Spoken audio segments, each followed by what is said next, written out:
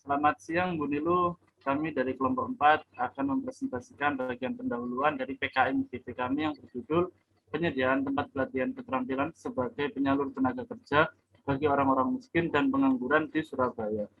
Anggota kami terdiri dari yang pertama Wisnu Vikramadana, yang kedua saya Raza Iksan Fahrudi, dan yang ketiga Alina Chandra Gunawan.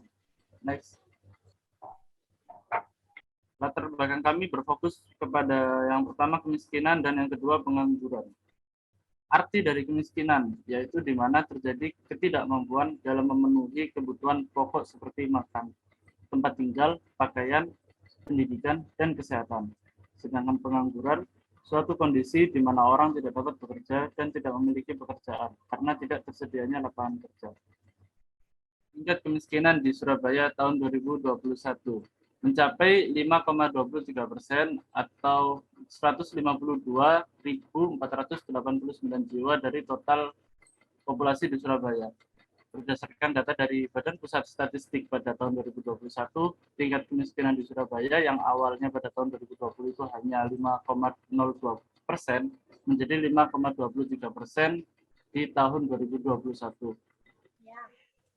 Penyebab kemiskinan.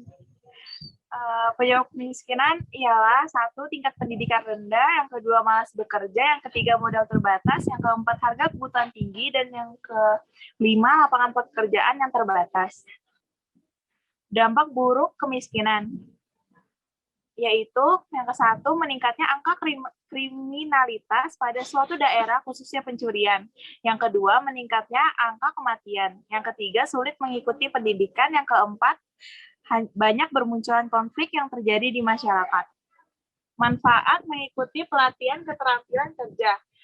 Yang pertama, mengasah kemampuan baru. Yang kedua, menambah pengetahuan dan keterampilan kerja yang akan menjadi modal di saat akan bekerja.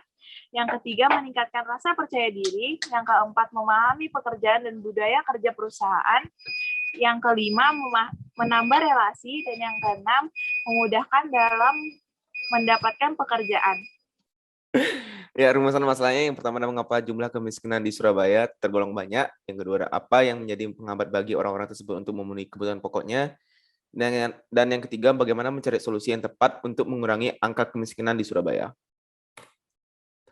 Ya, dari tujuannya tuh ada yang pertama mengetahui alasan banyaknya kemiskinan di kota Surabaya, yang kedua menganalisis alasan orang tersebut mengalami kesulitan dalam aspek ekonomi, yang ketiga mengetahui solusi yang tepat untuk mengurangi angka kemiskinan di Surabaya.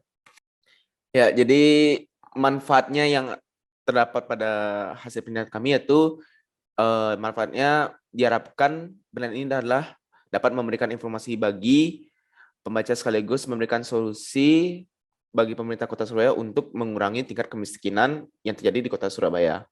Karena dengan hasil penelitian ini, kita menjadi tahu penyebab masyarakat mengalami kemiskinan dan pengangguran. Selain itu, kita dapat mengetahui apa saja dampak yang terjadi jika angka kemiskinan di Surabaya masih terbilang cukup tinggi.